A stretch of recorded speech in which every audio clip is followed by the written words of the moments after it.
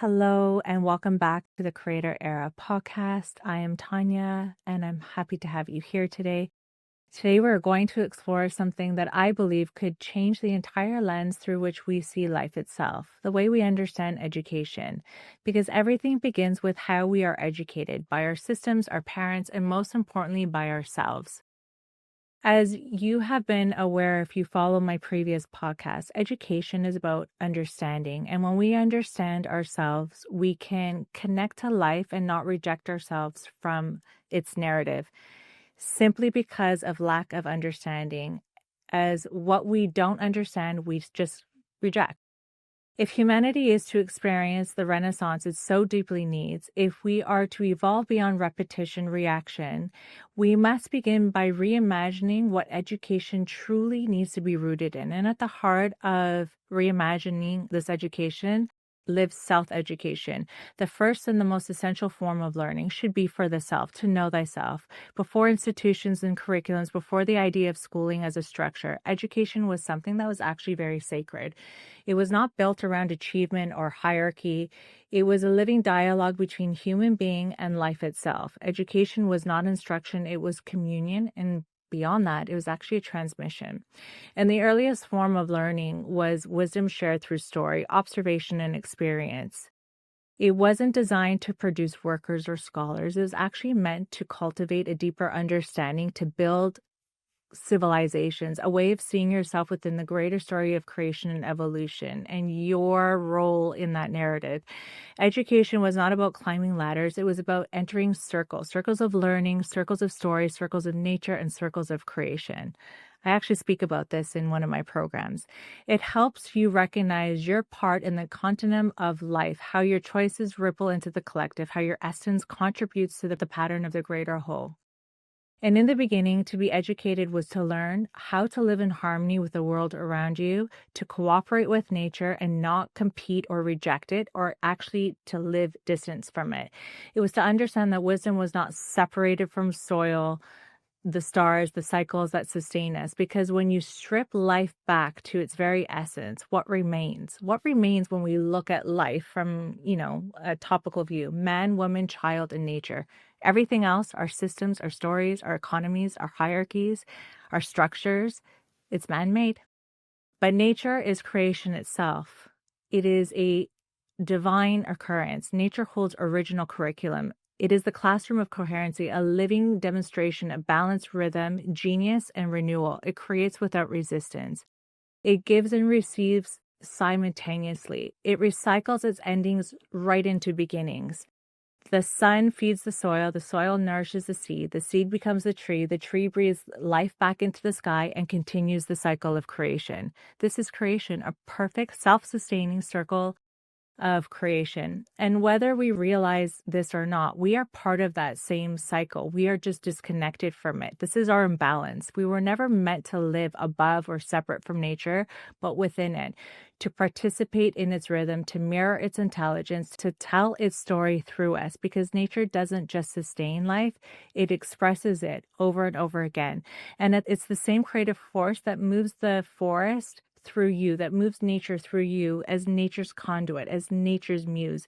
When we begin to recognize our perspective around education, when we see it not as memorization of facts and information, but as the cultivation of awareness, we begin to perceive life differently. When we change how we learn, when we change how we see, and when we change what we want to understand, then we change what we create, because our perspective has shifted the lens. Education in its truest sense was never about accumulation of knowledge. It was about awakening to wisdom. It was about realizing that to know yourself is to know creation. To know creation is to participate in the co-creation of evolution itself, because you're not just living in the story of creation, you're actually writing it.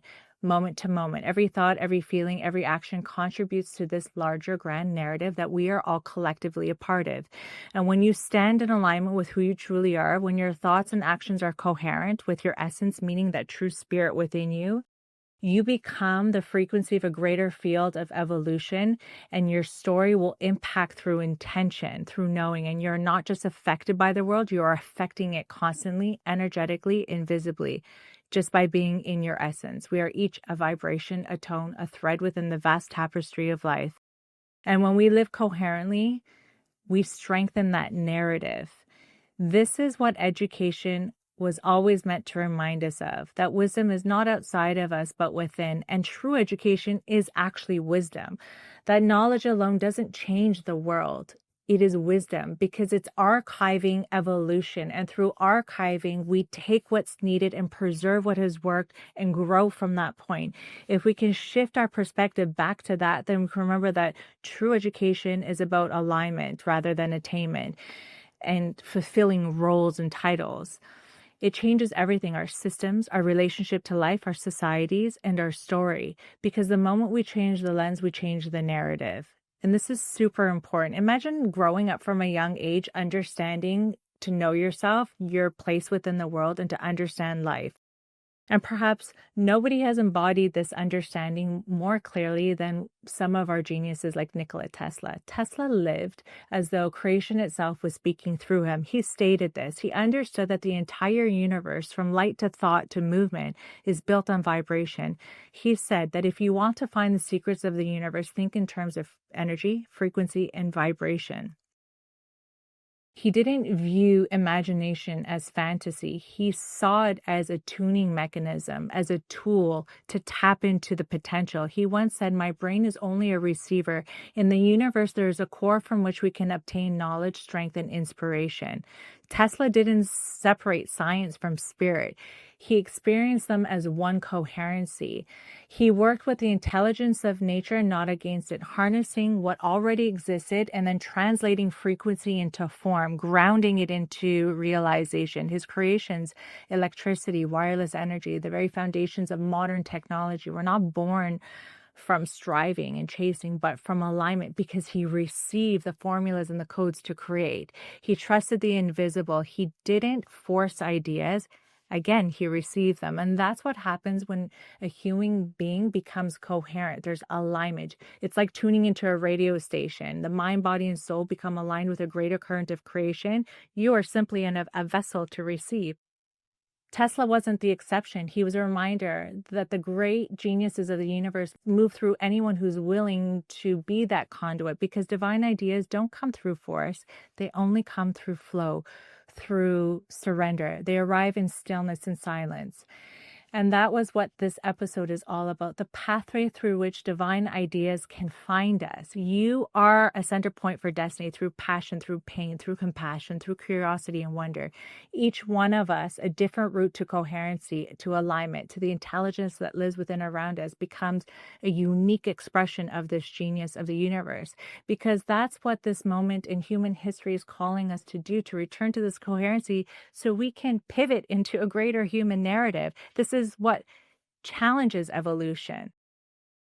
This is an invitation of what this creator era is all about, to live as conduits for this greater creative intelligence that's waiting to anchor into this world, to remember that we are the same force that grows the forest, that guides the stars, the same force that breathes life into this universe, waiting to be expressed, realized, and grounded. If we look honestly at the arc of human evolution, one truth that stands out over and over again is growth never comes from what is familiar, ever. It doesn't emerge from what already has been. It emerges for what happens when we step into the unknown, open to receive what is waiting in the potential field. This is where divine ideas meet us. They don't arrive through force or control. Again, they arrive when we come into coherency, the alignment of our mind, body, and heart and soul being in the rhythm of life itself.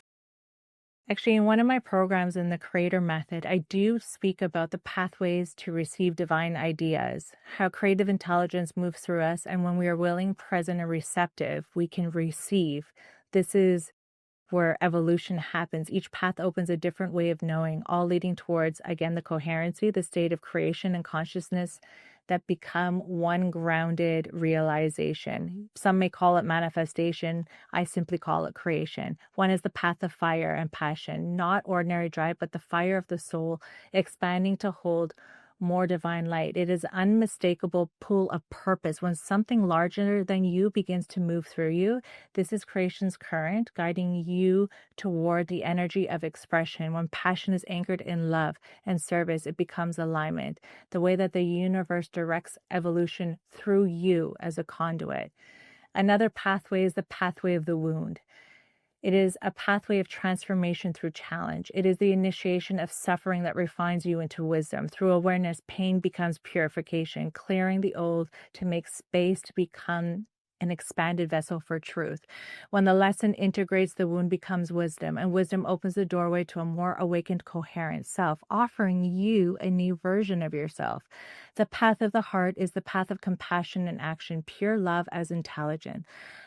Love isn't a simple emotion. It is actually a creative frequency of the universe, the frequency of creation itself. And when you live in that vibration, you stop forcing outcomes and you begin to shape life through presence. And in love, manifestation creation becomes effortless. It's a flow, not because you're speaking it into existence, but because you become that frequency, that embodiment, that vessel that can hold the power of creation. The path of wonder is one that is a simple return to curiosity, the one that opens us to wonder. It reminds us that life is not a puzzle to solve, but a mystery to engage, a great adventure. Wonder keeps us and the mind and the heart unguarded. As it is written, to enter the kingdom of heaven, you must become as a child. In wonder, we stop resisting life and start dancing with it. We play. We have a soft heart. Here we receive again. All of these paths lead us back to coherency, a natural state where human awareness and the divine intelligence move together as one field, a bridge from the unseen to the seen, from idea to manifestation. And time is lost in these moments because you become something greater than the moment. There's revelation. There's a message from the divine or from this field of potential that wants to be grounded in. And the pathway, the tools, the resources, the alignments and relationships will be granted so long as you're in this coherency, because you become a magnetic transponder of this energy that has magnitude, that becomes a resonating field for your destiny to be drawn into you. Real growth and evolution doesn't come from knowing more. It comes remembering. Everything that is already exists. And to evolve, we have to re-educate ourselves, not through just systems of knowledge, but through awareness and wisdom. And to understand life as it really is a living classroom that teaches us through experience, reflection, and presence. And every moment of life is instruction. Every challenge is a curriculum, and every connection is a part of a lesson. And I welcome this lens of life because it will pivot the way that you perceive life, and how you perceive life is what will change the narrative you're writing. And this awareness, this consciousness, this wisdom will inform your decisions. It will inform your inner dialogue, and that will change your moment of tomorrow, your moment of the future. And this contributes to the greater story of humanity and the Renaissance that is so greatly needed. Thank you for being here with me in the Creator Era. I am truly grateful for your presence. I believe that the beauty of being human is that we get to grow through one another. Each of us serves as a mirror for our own and each other's evolution.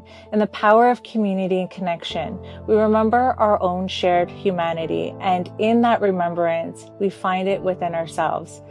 If today's conversation truly resonated, I invite you to share it, to connect to it, and to communicate, and to continue to explore this adventure of life on a deeper level. Until next time, hold the intention to create, keep evolving with great wonder, and keep living the miracle that you already are.